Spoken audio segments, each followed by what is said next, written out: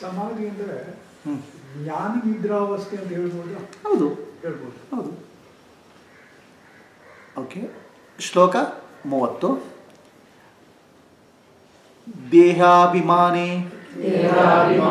ಕಲಿತೆ ವಿಜ್ಞಾತೆ ಪರಮಾತ್ಮನಿ ಯತ್ರ ಯತ್ರ ಮನೋ ಯಾತಿ ತತ್ರ ತತ್ರ ಸಮಾಧಯಃ.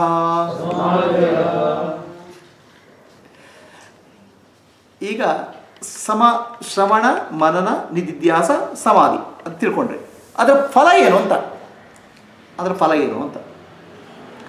ಫಲ ಏನು ಅಂದರೆ ದೇಹಾಭಿಮಾನೇ ಗತೆ, ಅಂದರೆ ದೇಹಾಭಿಮಾನ ಹೋಯಿತು. ಏನು ದೇಹಾಭಿಮಾನ ಹೋಯಿತು?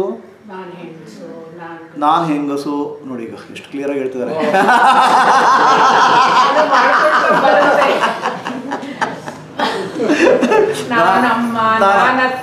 ಓಕೆ, ಹೌದು. ನಾನು ಪ್ಲಸ್ ಏನಿದೆಯೋ ಅದೆಲ್ಲ ಹೋಗುತ್ತೆ. ಆಯ್ತಾ? ನಾನು ಮಾತ್ರ ಉಳ್ಕೊಳ್ತದೆ. ಆ ಶುದ್ಧ ನಾನೇ ಪರಮಾತ್ಮ ಅಷ್ಟೇ. ಈ ನಾನು ಪ್ಲಸ್ ಇದೆಯಲ್ಲ ಮಸಾಲ, ಅದು ಹೋಗ್ಬಿಡ್ತದೆ. ನಾನು ಬಣ್ಣ ಹಚ್ಬಿಟ್ಟಿದ್ದೀರ. ದೇಹ ನಾನು, ಮನಸ್ಸು ನಾನು, ಬುದ್ಧಿ ನಾನು, ಹೆಂಗಸು ನಾನು, ಗಂಡಸು ನಾನು, ತಾಯಿ ನಾನು, ಅತ್ತೆ ನಾನು, ಸೊಸೆ ನಾನು, ಆಯಿತಾ? ನಾನು ಆಫೀಸರು, ನಾನು ಎಂಪ್ಲಾಯಿ, ನಾನು ಬುದ್ಧಿವಂತೆ, ನಾನು ಆಧ್ಯಾತ್ಮಿಕ ವ್ಯಕ್ತಿ, ನಾನು ಧಾರ್ಮಿಕ ವ್ಯಕ್ತಿ, ನಾನು ಪೂಜೆ ಮಾಡೋನು, ನಾನು ಪೂಜೆ ಮಾಡೋನಲ್ಲ. ಎಲ್ಲ ನಾನು ಮೇಲೆ ಏನೇನು ಬಣ್ಣ ಹಚ್ಚಿದ್ದೀರ ಅದೆಲ್ಲ ಬಣ್ಣಗಳು ಅದು ಅನಾತ್ಮ. ಅದು ನಾನೆಲ್ಲ ಹೋಗಿ ನಾನೇ ಏನಾಗುತ್ತೆ?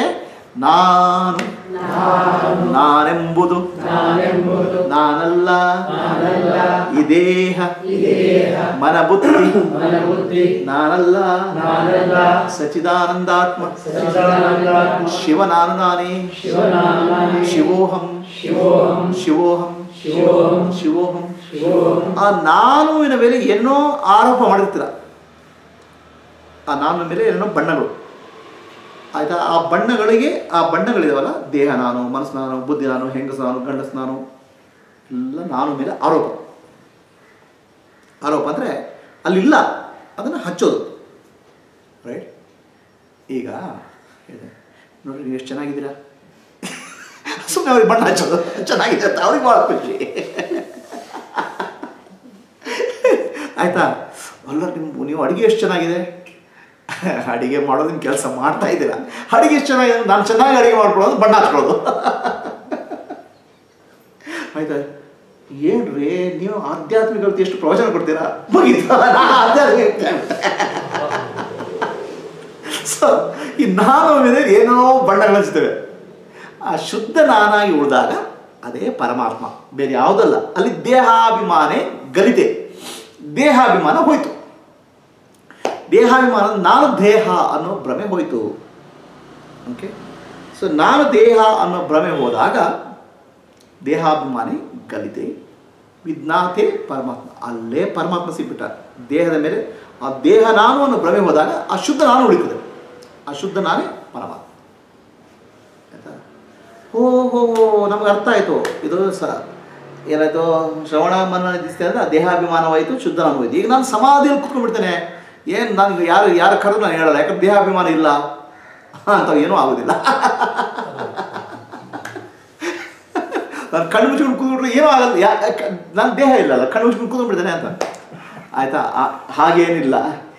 ಯತ್ರ ಯತ್ರ ಮನೋಯಾತಿ ತತ್ರ ತತ್ರ ಸಮಾಧಯ. ನೀವು ಏನೇ ನೋಡ್ರಿ, ಏನೇ ಮಾಡ್ರಿ, ಏನೇ ಕೇಳ್ರಿ, ಸಮಾಧಿಯಲ್ಲಿ ಇರ್ತೀರ. ಕಣ್ಣು ಮುಚ್ಚಿಕೊಂಡ್ರೆ ಮಾತ್ರ ಸಮಾಧಿ ಅಲ್ಲ. ಅಲ್ಲ, ಮುಂಚೆ ದೇಹ ನಾನು ಅನ್ನೋ ಭ್ರಮೆ ಇರ್ತದೆ. ಈಗ ದೇಹ ನಾನು ಭ್ರಮೆ ಇಲ್ಲ, ಶುದ್ಧ ನಾನಾಗಿ ಎಲ್ಲವೂ ನೋಡ್ತೀವಿ ಅಷ್ಟೇ. ಕಣ್ಣು ಮುಚ್ಕೊಂಡು ಕೂತ್ಬೇಕಾಗಿಲ್ಲ. ಓಹೋ ಇದೆಲ್ಲ ಮಾಡಿಬಿಟ್ರೆ ನಾನು ಸನ್ಯಾಸಿ ಆಗಿಲ್ಲ, ಗುಡ್ಡಕ್ಕೆ ಹೋಗ್ಬಿಟ್ರೆ ಎಂಥ ಸನ್ಯಾಸ ಎಂಥದ್ದು? ಆ ಆತ್ಮಜ್ಞಾನ ಬಂದಾನ ಅವ್ನು ಜೀವನ ಮುಕ್ತ. ಸನ್ಯಾಸಿಗಿಂತ ಮೇಲೆ ಸನ್ಯಾಸಿ ಅನ್ನೋದು ಒಂದು ಸ್ಟೇಜ್, ಲೈಫ್ ಸ್ಟೈಲ್, ಅದು ಜೀವನ ಪದ್ಧತಿ. ಆಯ್ತಾ? ಯಾರು ಆತ್ಮಜ್ಞಾನಿ ಬಂದ ಅವ್ನು ಸನ್ಯಾಸಾಶ್ರಮವನ್ನು ದಾಟಿ ಹೋಗ್ಬಿಟ್ಟ. ಜನರಿಗೆ ಆತ್ಮಜ್ಞಾನ ಬಿಡಿ, ನಾವು ಡ್ರೆಸ್ ಚೇಂಜ್ ಮಾಡ್ಕೊಂಡು ಅದೇನೋ ಬಿಳಿ ಬಟ್ಟೆ ಡ್ರೆಸ್ ಹಾಕೊಂಡು ತಿರುಗಾಡ್ತಾರೆ, ಅದೆಲ್ಲ ಕಾವಿ ಬಟ್ಟೆ ಡ್ರೆಸ್ ಹಾಕೊಂಡು ತಿರುಗಾಡ್ತಾರೆ. ಹೆಂಡತಿ ಮಗಳು ಎಂಥದಿಲ್ಲ. ಏನಾಗಬೇಕಾಗಿದೆ? ಎಲ್ಲಿದ್ರು ನೀವು ಎಲ್ಲಿರೋದು ಸಮಾಧಿ ಸ್ಥಿತಿ ಇಲ್ಲ ಅದರಲ್ಲಿ. ಓಕೆ, ಎತ್ರ ಎತ್ರ ಮನಸ್ಸು ಎಲ್ಲೆಲ್ಲಿ ಹೋಗುತ್ತೆ ಅಲ್ಲಿ ಕೂಡ ಸಮಾಧಿ, ಸಹಜ ಸಮಾಧಿ. ಅದಕ್ಕೆ ಸಹಜ ಸಮಾಧಿ ಅಂತ ಹೇಳೋದು. ಆ ವ್ಯಕ್ತಿ ವಿಶೇಷ ಅಂತ ಯಾರಿಗೆ ಗೊತ್ತೇ ಆಗೋದಿಲ್ಲ, ಅಷ್ಟು ಸಹಜವಾಗಿರ್ತಾರೆ. ಆಯ್ತಾ? ನೀವು ವಿಶೇಷ ಅಂತ ಯಾರು ಗುರುತಿಸ್ತಿರಲ್ಲ, ಅದೊಂದು ಜೀವನ ಪದ್ಧತಿ. ಅದು ಏನೋ ಡ್ರೆಸ್ ಚೇಂಜ್ ಮಾಡ್ಕೋದು, ಗಡ್ಡ ಬಿಡೋದು, ಮತ್ತೇನೋ ಮಾಡೋದು, ಅವೆಲ್ಲ ಜೀವನ ಪದ್ಧತಿ. ಈ ಸಹಜ ಸ್ಥಿತಿ ಬಂದವರಿಗೆ ಅವರು ಜನರಿಗೆ ಗೊತ್ತೇ ಆಗೋದಿಲ್ಲ ಅವನು ಜ್ಞಾನಿ ಅಂತ. ಅಷ್ಟು ನೋಡಿ ಅಪ್ಪ, ಇದು ವಿಶೇಷ ಅಂದರೆ ಸಮಾಜಕ್ಕೆ ತೋರಿಸ್ಕೊಳ್ಳೋದು ಈಗೋ, ಅಹಂಕಾರ ಇದ್ದರೆ ನಾನು ಹೀಗಿದ್ದೇನೆ ತೋರಿಸ್ಕೊಳ್ಳೋದು, ಬಣ್ಣ ಹಚ್ತದವರು. ಅಹಂಕಾರ ಆದಮೇಲೆ ಬಣ್ಣ ಹಾಕ್ಲಿಕ್ಕೆ ಏನಿದೆ? ಅಹಂಕಾರ ಇದ್ದಾಗ ಬಣ್ಣ ಹಚ್ಚಬೇಕಾಗತ್ತೆ. ನಾನೇನು ತಿಳ್ಕೊಂಡಿದ್ದೀರಾ ನೋಡಿ, ನಾನು ಸ್ಪೆಷಲ್ಲು. ಆಯಿತಾ? ಆ ಅಹಂಕಾರಕ್ಕೆ ಸ್ಪೆಷಾಲಿಟಿ ಅನ್ನೋ ಪ್ರಶ್ನೆ ಬರ್ತದೆ. ಈಗೋಗೆ ನಾನು ವಿಶೇಷ ಅಂತ ತೋರಿಸ್ಕೊಳ್ಳೋಕೆ ಬರ್ತದೆ. ಏನು ವಿಶೇಷ? ನೀವು ಉದ್ಯೋಗ ಹೊಡ್ಬೇಕಾದ್ರೆ ನಾನು ಸ್ಪೆಷಲಿಸ್ಟು, ನಾನು ಅಷ್ಟು ಕೆಲಸ ಮಾಡಿದ್ದೇನೆ, ಅಷ್ಟು ಒಳ್ಳೆ ಆ್ಯಕ್ಟಿವ್ ಮಾಡಿದೆ ಅಂತ. ಇಲ್ಲ ನಾನು ಆಧ್ಯಾತ್ಮಿಕ ವ್ಯಕ್ತಿ, ನಾನು ಸಮಾಜ ಸುಧಾರಕ, ಏನೇನೋ ಬಣ್ಣ ಹಚ್ಕೊಂಡು ತಿರುಗಾಡ್ತದೆ ಈಗೋ. ಅಹಂಕಾರಕ್ಕೆ ಬಣ್ಣ ಬೇಕಾಗೋದು. ನಾನು ಶುದ್ಧ ಚೈತನ್ಯ ಅಂದ್ರೊಳಗೆ ಎಂಥ ಬಣ್ಣ ಬೇಕಾಗಿದೆ, ಏನು ವೇಷ ಬೇಕಾಗಿದೆ, ಸಾಮಾನ್ಯವಾಗಿ ಇದು ಬಿಡ್ತದೆ. ಅಂಥ ವ್ಯಕ್ತಿಗಳು ನಮ್ಮ ಹತ್ತಿರ ಇದ್ದಾರೆ ಅಂತ ನಮ್ಗೆ ಗೊತ್ತಾಗಲ್ಲ. ನಮ್ಮ ಪಕ್ಕದಲ್ಲಿ ಕೂತ್ಕೊಂಡ್ರು ಗೊತ್ತಾಗಲ್ಲ. ಯಾಕೆ ನಮ್ಮ ಪಕ್ಕದಲ್ಲಿ ಕೂತ್ಕೊಂಡ್ರು ಗೊತ್ತಾಗೋದು ಅವರೇನೋ ವಿಶೇಷ ಮಾಡ್ಕೊಂಡಿರ್ಬೇಕು. ಅರ್ಥ ಆಯ್ತಾ? ಆದರೆ ಸಮಾಜಕ್ಕೆ ವಿಶೇಷ ಮಾತ್ರ ಕಣ್ಣಿಗೆ ಬೀಳ್ತದೆ, ಸಾಮಾನ್ಯವಾದ ಕಣ್ಣಿಗೆ ಬೀಳಲ್ಲ. ಗೊತ್ತಾಯ್ತಾ? ಸಾಮಾನ್ಯವಾದ ಯಾರಿಗೂ ಕಣ್ಣಿಗೆ ಬೀಳಲ್ಲ. ಅದಕ್ಕೆ ಒಂದು ಕಥೆ ಇದೆ ಯೋಗ ವಾಸಿಷ್ಠದಲ್ಲಿ. ಅವಳ ಹೆಸರು ನನಗೆ ಬರ್ತಾರೆ, ಲೀಲಾವತಿ ಅಂತ ತಿಳ್ಕೊಂಡಿದ್ದೇನೆ. ಲೀಲಾವತಿ ಇನ್ಯಾರೊಬ್ಳು. ಅವಳು ಆತ್ಮಜ್ಞಾನಿಯಾದ ಹೆಂಗಸು. ಮದುವೆಗೆ ಮುಂಚೆನೇ ಆತ್ಮಜ್ಞಾನ ಬಂದ್ಬಿಟ್ಟಿದೆ ಅವಳಿಗೆ. ಆಯಿತಾ? ಆತ್ಮಜ್ಞಾನಿ. ಆದರೆ ಆತ್ಮಜ್ಞಾನಿ ಯಾರಿಗೆ ತೋರಿಸ್ಕೊಳ್ಳೋದು ಯಾರಿಗೂ ತೋರಿಸ್ಕೊಳ್ಳೋರು. ಸಾಮಾನ್ಯವಾಗಿ ಹೆಂಗಸು ಮದುವೆ ಆಗಿ ಹೆಂಗಸಾಗಿರ್ತಾರೆ, ರಾಣಿ ಆಗಿರ್ತಾರೆ, ಹಾಗಿರ್ತಾಳೆ ಅವರು. ಗಂಡ ರಾಜ್ಯಭಾರ ಮಾಡ್ತಾನೆ. ರಾಜ್ಯಭಾರ ಮಾಡಿ ಆ ರಾಜ್ಯ ಶತ್ರುಗಳು ಯುದ್ಧ ಮಾಡೋದು, ಜಗಳ ಮಾಡೋದು, ಏನೇನೋ ಆಗ್ತದೆ. ಕಡೆಗೆ ಅವನಿಗೆ ಬೇಜಾರು ಬಂದ್ಬಿಡ್ತದೆ, ಇದೆಲ್ಲ ರಾಜ್ಯಭಾರ ನನಗೆ ಬೇಡ, ನಾನು ಸಾಕಾಗ್ಬಿಟ್ಟಿದೆ, ನನಗೆ ಆತ್ಮಜ್ಞಾನ ಬೇಕು ಅಂತ ಹೇಳಿ ಹೆಂಡತಿ ಹತ್ರ ಹೇಳ್ಬಿಟ್ಟು ನಾನು ಆತ್ಮಜ್ಞಾನ ಬೇಕು ಅಂತ ಕಾಡಿಗೆ ಹೊರಡ್ತಾನೆ. ಹೆಂಡತಿ ಆತ್ಮಜ್ಞಾನ ಅಂತ ನನಗೆ ಗೊತ್ತಿಲ್ಲ, ಗೊತ್ತಾಗೋದಿಲ್ಲ. ಆತ್ಮಜ್ಞಾನಿ ಓಕೆ, ನೀವೇನು ತಿಳ್ಕೊಂಡಿದ್ದೀರಾ? ಆತ್ಮಜ್ಞಾನಿ ಅಂದರೆ ಎಕ್ಸ್ಟ್ರಾ ಆರ್ಡಿನರಿ ಅಂತ. ಅಂದರೆ ಎಕ್ಸ್ಟ್ರಾ ಆರ್ಡಿನರಿ ಮನುಷ್ಯಪ್ಪ ಅಂತ. ಅವರು ಎಕ್ಸ್ಟ್ರಾ ಆರ್ಡಿನರಿ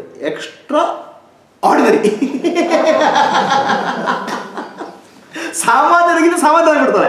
ಅಹಂಕಾರ ಇದ್ರೆ ನಮ್ಗೆ ವಿಶೇಷ ಕಾಣ್ಕೊಳ್ಳೋದು. ಸೊ ಹಾಗಾಗ್ಬಿಟ್ಟು ನಮ್ಗೇನದ ಆತ್ಮಜ್ಞಾನ ಅಂದರೆ ಏನೋ ಬಣ್ಣಗಳು ಹಚ್ಚಿ ಆ ವಿಶೇಷ ಬೇಕು, ನಮ್ಗೆ ಬೇಕು ಬಣ್ಣ. ಆತ್ಮಜ್ಞಾನಿಗಳಿಗೆ ಬಣ್ಣ ಇಲ್ಲ. ಆಯಿತಾ?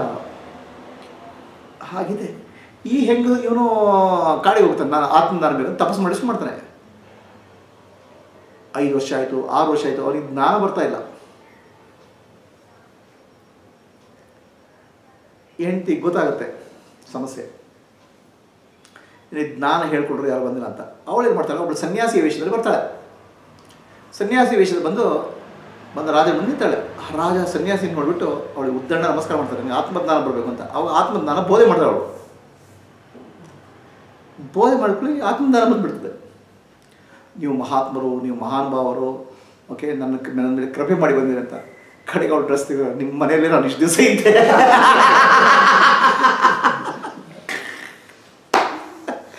ಏನಾಗುತ್ತೆ ಹಿತ್ತಲ ಗಿಡ ಮದ್ದಲ್ಲ ಅಂತ ಒಳಗಿರ್ತದೆ, ಅದು ಗೊತ್ತಾಗಲ್ಲ ಜನರಿಗೆ. ಸೊ ಆತ್ಮಜ್ಞಾನ ಅಂದ್ಕೊಂಡು ಭಾಳ ವಿಶೇಷ ಅಂತೇಳಿ ತಿಳ್ಕೊಳಕ್ಕೆ ಹೋಗ್ಬೇಡಿ. ನಮಗೆ ಅದೆಲ್ಲ ಕಲ್ಪನೆ ಯಾಕೆ ಬಂದಿದೆ ಅಂದರೆ, ಅದು ಯಾರೋ ಸನ್ಯಾಸ ತಗೊಂಡ್ರು, ಅವ್ರ ಆಶ್ರಮ ಕಟ್ಕೊಂಡ್ರು, ಅಲ್ಲಿ ಹಿಮಾಲಯಕ್ಕೆ ಹೋದ್ರು, ಏನೇನೋ ಬಣ್ಣ ಹಚ್ಬಿಟ್ಟಿದ್ದಾರೆ. ಆತ್ಮಜ್ಞಾನ ಸರಳ, ಸುಂದರ, ಸುಲಭ, ಸಹಜ. ಅದು ಗೊತ್ತಾಗಬೇಕಷ್ಟೇ ಹೇಗಂತ. ಆಯಿತಾ. ಇದನ್ನು ಭಾಳ ಕಾಂಪ್ಲಿಕೇಟ್ ಮಾಡಿಬಿಟ್ಟು ಏನೇನೋ ಬಣ್ಣ ಹಚ್ಬಿಟ್ಟು ಗೋಳಾಡ್ಕೊಳ್ತೀರಿ ಯಾಕೆ? ಆ ಎತ್ತರ ಮನೋಯಾತ್ರೆ ಅಂದರೆ ಮನಸ್ಸು ಎಲ್ಲೇ ಹೋಗುತ್ತೆ ಅಲ್ಲೆಲ್ಲ ಅವನು ಸಮಾಧಿಯಲ್ಲೇ ಇರ್ತಾನೆ ಅಂತ. ಅಂದರೆ ಮನಸ್ಸು ಬಾಹ್ಯ ಪ್ರಪಂಚಕ್ಕೆ ಹೋದಾಗ, ಓಕೆ, ಬಾಹ್ಯ ಪ್ರಪಂಚದಲ್ಲಿ ಎಲ್ಲ ವಸ್ತುಗಳಿಗೆ ನಾಮ ರೂಪ ಇದೆ. ನಾನು ಮುಂಚೆ ಹೇಳ್ಕೊಟ್ನಲ್ಲ, ಬಾಹ್ಯ ಪ್ರಪಂಚದ ಎಲ್ಲ ವಸ್ತುಗಳಿಗೆ 5 ಲಕ್ಷಣಗಳು. ಏನದು? ಅಸ್ಥಿ, ಭಾತಿ, ಪ್ರಿಯ, ನಾಮ ರೂಪ. ಆಯಿತಾ? ಸೊ ಎಲ್ಲದಕ್ಕೂ ನಾಮರೂಪ ಹೋಗ್ಬಿಡ್ತದೆ, ಬರೀ ಅಸ್ಥಿ ಮಾತ್ರ ಹೋಗ್ಬಿಡ್ತದೆ. ಉದಾಹರಣೆಗೆ ಅಸ್ತಿತ್ವ ಬಗ್ಗೆ ಗಮನಿಸ್ತಾನೆ. ಉದಾಹರಣೆಗೆ ಇದು ಟೇಬಲ್ ಇದೆ, ಟೇಬಲ್ ಅಸ್ಥಿ, ಟೇಬಲ್ ಇದೆ. ಕುರ್ಚಿ ಅಸ್ಥಿ, ನಾನು ಇದ್ದೇನೆ. ಅಸ್ತಿತ್ವ ಅಂದರೆ ಭಗವಂತ, ಅಸ್ತಿತ್ವ ಅಂದರೆ ಚೈತನ್ಯ.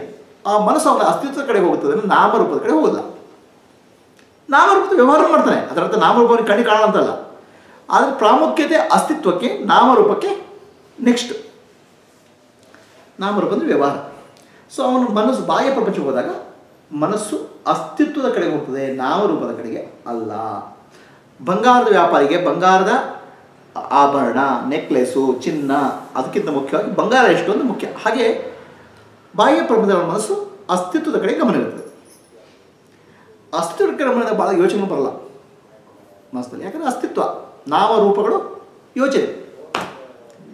ಅದು ಒಳಗಡೆ ಪ್ರಪಂಚಕ್ಕೆ ಹೋದಾಗ ಎತ್ತರ ಮನೋಯಾತಿ, ಅದರ ಮನಸ್ಸು ಒಳಗೆ ಹೋದಾಗ ಮನಸ್ಸಿನಲ್ಲಿ ಯೋಚನೆಗಳು ಬರ್ತವೆ. ಆ ಯೋಚನೆ ಬಂದಾಗ ಅವನ ಮನಸ್ಸು ಸಾಕ್ಷಿ ಆಗುತ್ತದೆ.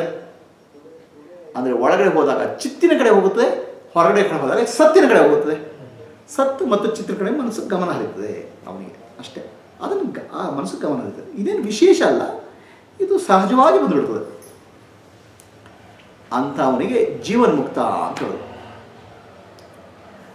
ಆವಾಗ ದೇಹ ನಾನು, ಮನಸ್ಸು ನಾನು, ನಿಮಗೆ ಸಹಜವಾಗಿ ಏನಂತ ಕೇಳಿದ್ರೆ ದೇಹ ನಾನು, ಮನಸ್ಸು ನಾನು ಅಂತ ಕಲ್ಪನೆ ಬರ್ತದೆ. ಅದು ನೀನ್ಯಾರ ಅಂತ ಕೇಳಿದ್ರೆ ಅವನಿಗೆ ನಾನು ಆತ್ಮ ಅಂತ ಅರಿವಿರ್ತದೆ, ಅದು ನಾನು ದೇಹ ಅಂತ ಹೇಳ್ತಾರೆ ವ್ಯವಹಾರಕ್ಕೆ.